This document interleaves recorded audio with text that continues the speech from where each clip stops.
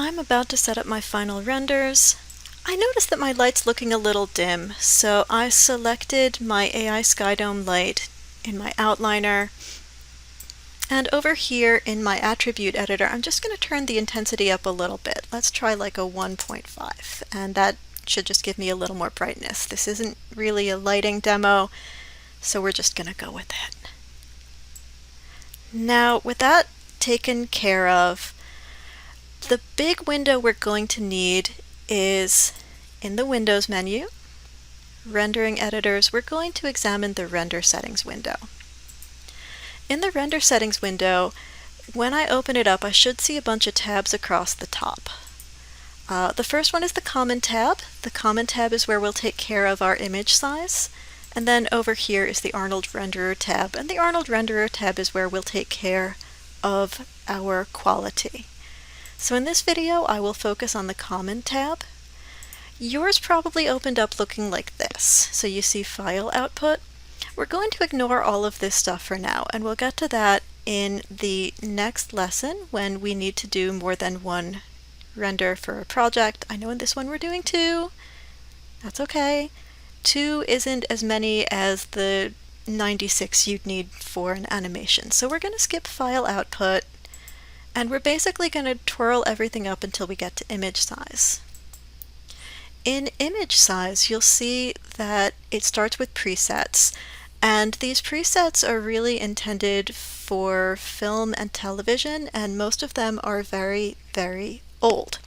So like 640 by 480 is a size that CRT televisions used a million billion years ago when dinosaurs roamed the earth.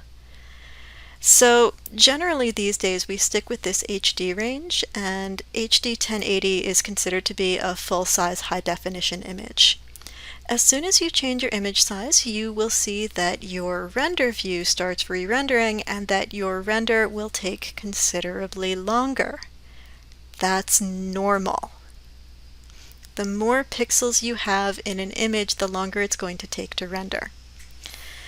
Now, HD 1080 gives me a width of 1920 and a height of 1080, which is a 16:9 aspect ratio, perfectly standard for film and television.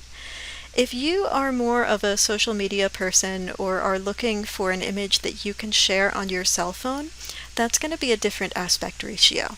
This one is meant to be horizontal, and you'll probably be looking for something vertical. I am 100% in favor of you making an image that is vertical so that you can share it with your friends and your family and people who want to know what you're doing in school. Go for it. But you're going to have to look up that pixel dimension yourself, because I don't know what it is. But that's okay. You can just type that in here, and then you will have your own custom image size that you're going to use, and it's going to be great. More pixels is better.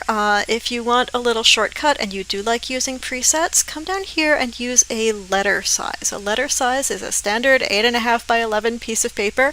It's going to give you a lot of pixels. It's going to take a really long time to render, but the product will be vertical and it will be really nice.